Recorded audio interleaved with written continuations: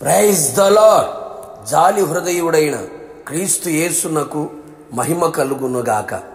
యేసు నామములో మీరందరూ జాలిగల మనసు కలిగి ఉందురుగాక. ఈ దినపు యేసయ్య జీవపు మాట. యెషయా ప్రవచన గ్రంథం 60వ అధ్యాయం 10వ వాక్య భాగం. నీ మీద జాలి పడుచున్నాను. యేసయ్య చేతి నీడలో నిలిచి ఆయన అరచేతిలో చెక్కబడి ఆయన చేతిలో భూషణ కిరీటముగా రాజకీయ మకుటముగా ప్రకాశించుచు ఆయన చేతిలో భద్రముగా కాపాడబడుచున్న నా దేవుని ప్రియమైన వారలారా, మనము అనుదినము సేవించుచున్న యేసు స్వామి జాలిగల దేవుడై ఉన్నాడు. తన కృపా సమృద్ధిని బట్టి ఆయన జాలిపడును.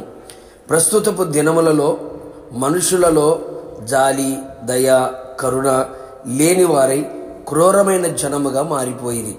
పగలు, ద్వేషములు, మత్సరములు, అసూయలతో నిండిన వారైని. మత్సుకైనను సాటి మనిషి మీద జాలి లేని వారిగా కఠినాత్ములుగా కనబడుచున్నారు. మనుషులు ఎంత దీనహీన స్థితిలో ఉన్నా, చూచినా వినినా జాలి చూపక ఉన్నారు. నా యేసయ్య అట్టివాడు కాదు. ఆయన జాలి హృదయుడు, జాలిగల దేవుడై ఉన్నాడు. నీ మీద, నీ కుటుంబం మీద, నీ కలిగిన సమస్తము ఎడల ఆయన తనకున్న కృపా సమృద్ధిని బట్టి జాలిపడునుగాక. ఆయన కటాక్షమును, జాలియును, బహుశాంతమును, అత్యంత కృపగల దేవుడై ఉన్నాడు కదా. బాధపడక, దిగులు పడక, కృంగిపోక, విసికి వేసారిపోక, నాకెవ్వరూ లేరని, నా మీద జాలి చూపేవారు లేరని తీరని దుఃఖములో నిలవకు. నిశ్చయముగా తండ్రి తన కుమారుని ఎడల జాలి పడునట్లుగా ఆయన తన యందు భయభక్తులు గల వారి ఎడల ఆయన జాలి చూపును కదా.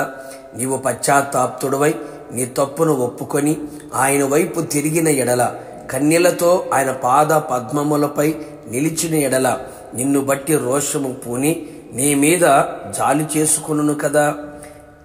ఎవని ఎడల జాలి చూపుదునో వాని ఎడల జాలి చూపుదును అని సెలవిచ్చిన దేవుడు.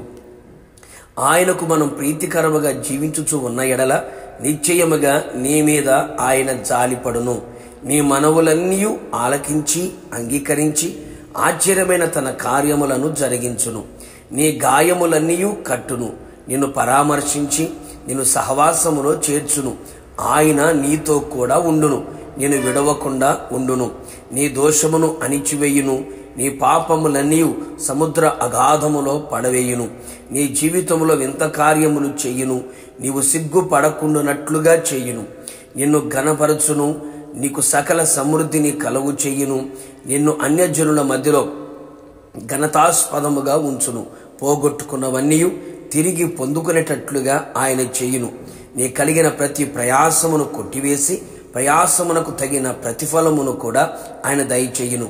నీ బాధలన్నీ కొట్టివేసి సంతోషము, సమాధానము, ఆనందము, ఆత్మానందము, ఆశీర్వాదము, ఆరోగ్యమును ఇచ్చును.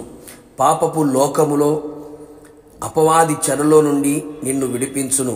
ఇక నశింపక నిత్య జీవము గలవాడవై ఉందువు. నా కృప నిన్ను విడిచిపోదు అని సెలవిచ్చను కదా. అవును ప్రియులారా, పర్వతములు తొలగినను, మెట్టలు తత్తరిల్లను, నా కృప నిన్ను విడిచిపోదు, నా సమాధాన నిబంధన నిన్ను విడిచిపోదు అని నీ మీద జాలిపడిన యేసయ్య సెలవిచ్చుచున్నాడు కదా. కావున నా దేవుని ప్రియులారా, ఆయన జాలిలో ఎల్లప్పుడూ నిలిచి ఉందుముగాక. ఆయన మహిమగల రాకడలో ఆయనతో కూడా ఎత్తబడినట్లుగా అట్టి జాలి మన మీద చూపునట్లుగా ఆయన సహాయము చెయ్యునుగాక.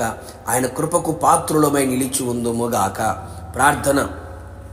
కృపా, కరుణ, జాలి కలిగిన నా ప్రియ పరలోకపు తండ్రి, మీ పరిశుద్ధమైన పాదములకి కోట్లాది స్తోత్రములు. మరొక మారు మీ పాద సన్నిధిలో చేరిన మీ ప్రజలందరి ఎడల మీరు జాలి చేసుకున్నందుకై మిమ్మల్ని స్తుతిస్తున్నాం.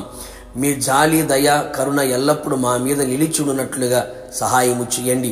మీ యందు భయభక్తులు కలిగిన వారమై మీ పాద సన్నిధిలో మీ వైపు తిరుగునట్లుగా సహాయము చేయండి. మీ జాలి మా ఎడల చూపించి మా దోషములన్నిటినీ క్షమించి మమ్మల్ని ఆశీర్వదించి అన్ని విషయాల్లో ఘనపరిచి సిగ్గుపడనివ్వకుండా చేసి మమ్మల్ని పరామర్శించి మమ్మల్ని పలకరించి ప్రేమతో నింపగలిగిన దేవుడు. అట్టి ప్రేమకు పాత్రులుగా మార్చబడి మీరు ఆకడకు సిద్ధపడినట్లుగా కృప దయచేయమని యేసు పేరట వేడుకొని పొందుకున్నాము తండ్రి. ఆమేన్. నిశ్చయముగా మీ ఎడల, మీ కుటుంబస్తులందరి ఎడల ఆయన జాలి చూపునుగాక. God bless you.